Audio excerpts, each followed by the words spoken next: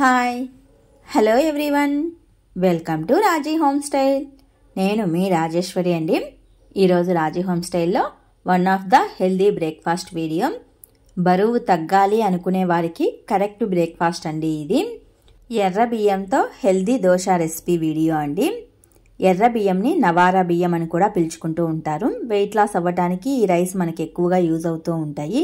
ఎర్ర బియ్యంతో బోల్డ్ అనే ఆరోగ్య ప్రయోజనాలు ఉన్నాయండి. ఆ వీడియోని కూడా నేను మునుపటి వీడియోలలో చేశాను హెల్త్ బెనిఫిట్స్ గురించి. ఆ వీడియో లింక్ డిస్క్రిప్షన్లో ఇస్తాను. ఇంట్రెస్ట్ ఉంటే చూసి తెలుసుకోండి.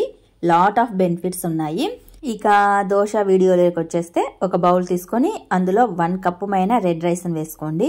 ఇందులోనే మరో 1 కప్పు మైన తెల్ల బియ్యాన్ని, మనం వాడుకలో వాడుకుంటున్న బియ్యాన్ని వేసుకోవాలి. ఇందులోనే 1 కప్పు మైన ఉద్దిపప్పుని వేసుకోవాలండి. ఈ మూడింటిని వేసుకొని చక్కగా ఈ విధంగా కలిపేసేయండి. ఇప్పుడు ఈ మూడింటిని నీట్గా ఒక 2 సార్లు లేదా 3 సార్లు కడిగేసేయండి.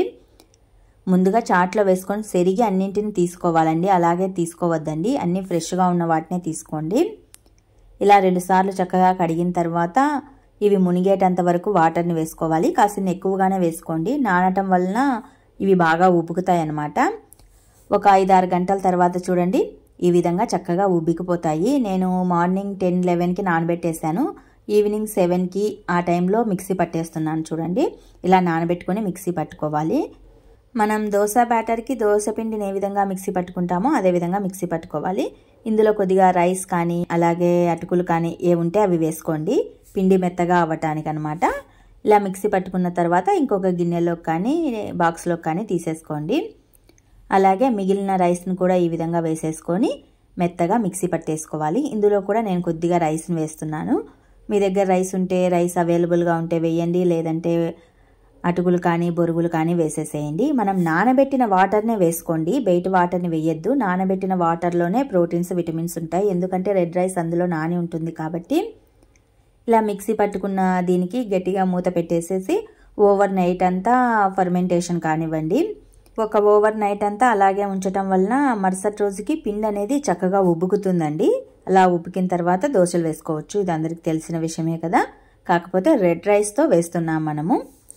ఇలా కొద్దిగా ఫర్మెంటేషన్ అవుతుంది. ఇలా ఫర్మెంటేషన్ అయిన తర్వాత ఒక గరిటెతో చక్కగా కలిపేసేయండి, నీట్గా అంతా మిక్స్ అయ్యేలాగా. ఇలా కలిపేసిన తర్వాత మనకు ఎంత బ్యాటర్ పడుతుందో అంత బ్యాటర్ని ఇంకొక బౌల్లోకి తీసేసుకోవాలి. మనం అంత పిండిని ఒకేసారి దోశలుగా వేసుకోలేము కదా, అంతటిని పాడు చేయకుండా కొద్దిగా ఒక బౌల్లోకి సపరేట్ తీసేసుకొని ఈ పూటకి ఎంత పడుతుందో తీసేసుకొని ఇందులో కొద్దిగా సాల్టు సోలా పొడి వేసేసుకోండి. మిగతా పిండిని అలాగే మూత పెట్టేసి ఫ్రిడ్జ్లో పెట్టుకోవచ్చు. ఇది ఎన్ని రోజులైనా ఏం పాడవదు. మనకు ఎప్పుడు కావాలంటే అప్పుడు తీసుకొని దోశలు వేసుకోవచ్చు అనమాట. ఇప్పుడు మనం పక్కకు తీసుకున్న బ్యాటర్లో కొద్దిగా సోలా పొడి అలాగే కొద్దిగా సాల్ట్, మన టేస్ట్కి సరిపడా సాల్ట్ వేసేసుకొని కొన్ని వాటర్ని లైట్గా యాడ్ చేసేసుకొని దోశ బ్యాటర్కి కన్సిస్టెన్సీ సరిపడా విధంగా చూసుకొని వేసుకోవాలి. ఇలా రెడీ చేసుకున్న దోశ బ్యాటర్ని నార్మల్గా మనం దోశలు ఏ విధంగా వేసుకుంటామో అదే విధంగా దోశలు వేసేసుకోవచ్చు. Morning one of the healthy breakfast అని చెప్పచ్చండి. బరువు తగ్గాలనుకునే వాళ్ళకి ఇది బెస్ట్ బ్రేక్ఫాస్ట్ అని కూడా చెప్పచ్చు. ఏదైనా మోకాళ్ళ నొప్పులున్నా, షుగర్ పేషెంట్స్కి, ముసలి వాళ్ళకి చాలా మంచి బ్రేక్ఫాస్ట్ అని కూడా చెప్పచ్చండి.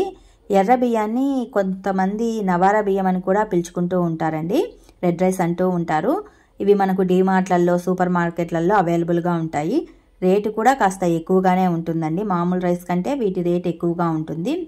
మెయిన్ ఏంటంటే వీటిలో ప్రోటీన్స్, విటమిన్స్, ఫైబరు ఇవన్నీ హై పొజిషన్లో ఉంటాయి. ఇవన్నీ హెల్త్కి చాలా మంచిదన్నమాట. మరి మీకు నేను చేసిన healthy breakfast recipe preparation video నచ్చితే మరి కొన్ని ఇలాంటి రెసిపీస్ కోసం do subscribe. Thanks for watching this video.